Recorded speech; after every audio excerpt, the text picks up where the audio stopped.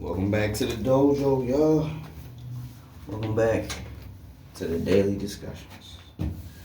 I'm your host, Prof.Hawk, Sensei, and I'm glad you're tuning in.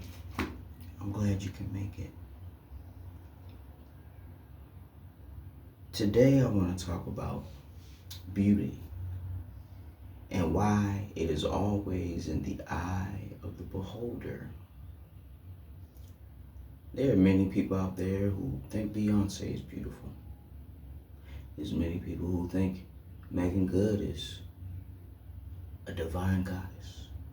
There are many people who find Glorilla to be quite beautiful, Megan Thee Stallion as well. But there are also those of us who don't find these women all that attractive. They're not ugly, no, but we just have a different type of preference. Myself,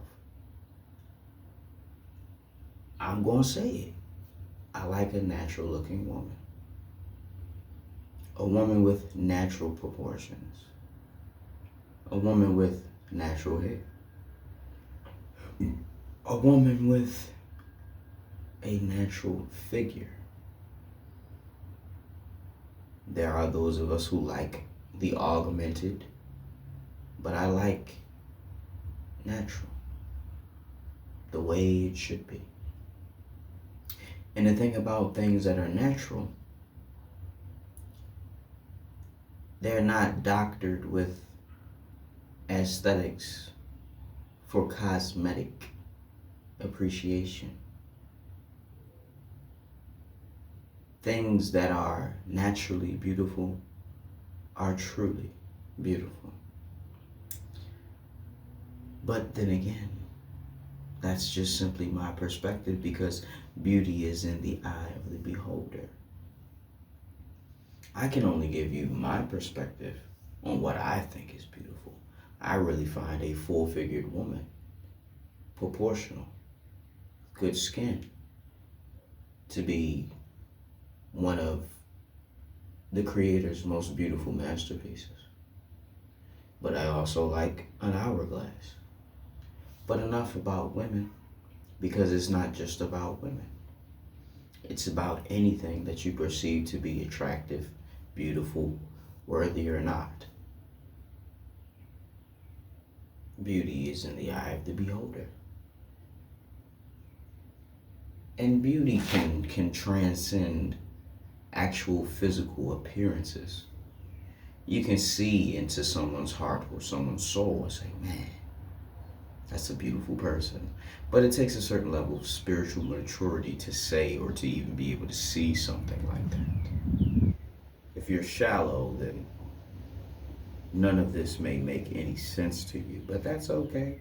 As you live through life, you will gain appreciation for things that you may once thought weren't so beautiful or weren't so pretty. If you haven't eaten for 3 days, a hamburger from McDonald's sounds quite appetizing. But normally you probably don't want that junk. Beauty is in the eye of the beholder, and the beholder's perspective can change at any time. So what does that mean for someone trying to be beautiful? It means that beauty standards change. Vanity is emptiness at the end of the day. There is someone out there who will find you beautiful for who you are. You don't have to believe me. But there's probably someone somewhere out there waiting for you, wishing they could meet someone like you. The age that we live in is the digital age. We have to put ourselves out there through screens now, because most people prefer it that way. It's not my preference, that's just the way of the world. But when we go back into the subject matter of beauty is in the eye of the beholder, you may have an appreciation for cats and not dogs, and or vice versa. Beauty's in the eye of the beholder. You may find nature appalling, or on the other hand, quite appealing. There are those of us who have come to appreciate artificial intelligence. And there are those of us who will abhor it until the day we die. Beauty is in the eye of the beholder. Speaking of AI, when I look at some of the AI art, right, I can see that it is not perfect. I can see it. Even computers are not perfect. They are programmed to do a specific task or to understand a specific thing or a variety of things. Ultimately, they are programmed. Programs can malfunction, can crash, right? But there's a beauty, there's to be seen in the imperfections of AI, because for so long, humans have praised machines for being able to do what we could not. But machines are just a byproduct of humanity. They have the same parallels of fault. They malfunction, they go haywire, they stop working. They have to be maintained, right? So the creations that we make are only a reflection of ourselves. They're flawed, just as we are. That's how it works. Now, that was just a segue, a little detour about the subject matter, because I see there's a lot of people that dislike artificial intelligence. It could be a small minority, you know what I mean? Or should I say a loud minority, but that doesn't matter. We know that there are people who disapprove of it. But going further into beauty is in the eye of the beholder.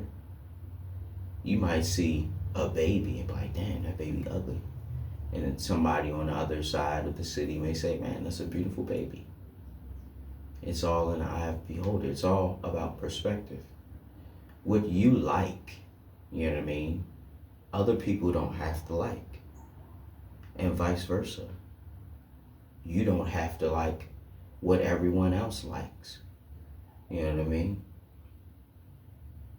We all have our preferences and things that we like. Don't let anyone try to influence you or make you think that what you appreciate or what you like or what you deem beautiful or attractive is not that. Because remember, it's all in the eye of the beholder. The person looking at the object or the target or the subject, whatever, they are the ones who decide how they want to see it. If they can see the beauty in it, why does that need to be an issue? Why does that need to be an issue? It could possibly be because we fear what we don't understand. I can understand that. I understand that philosophy. Right? But no matter where you sit, where you stand in this story of life, remember that not everyone is going to like you. Not everyone is going to find you appealing. Not everyone is going to be drawn to you. Because beauty is truly in the eye of the beholder. Allow people to make their own decisions and their own perspectives and judgments about whatever they so wish. It is not our place to tell them how to feel or what they should like or should not like. But I'm seeing a lot of that all over the interwebs. People and their opinions. They seem to always forget that their opinions are not facts. You can have a very strong opinion about something, but just because you feel so strongly about it does not make it a fact or does not make it true. it is still unfalsifiable. Therefore, opinions are not facts.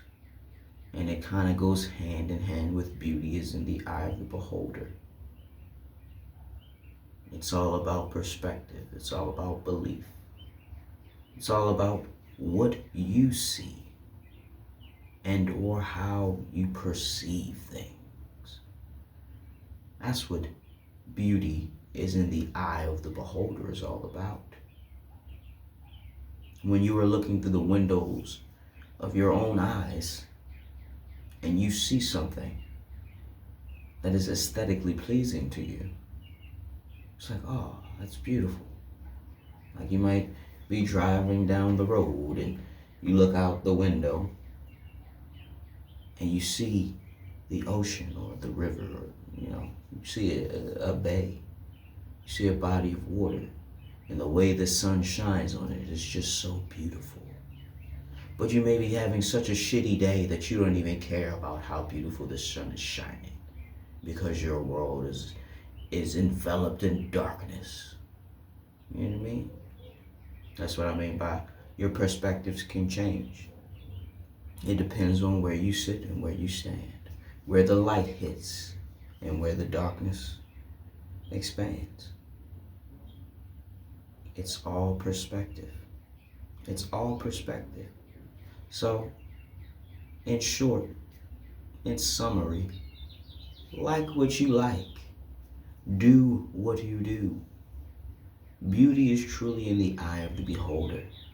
And if you wish to behold true beauty, behold it the way you wish. Don't allow anyone to influence your perspectives on what it is that you like or what you prefer. That's why I wear my anime stuff every day, because this is what I like. This is beautiful to me. And I think I look beautiful in it. If you don't feel the same, that's okay. You're entitled to your opinion. You behold the ugliness of it. You behold the tackiness. That is what you choose to behold. But I pretty much said all I need to say. I'm going to go ahead and wrap this up. So with that being said, Prof.Hawk signing out, Hawk Sensei. Bid you adieu.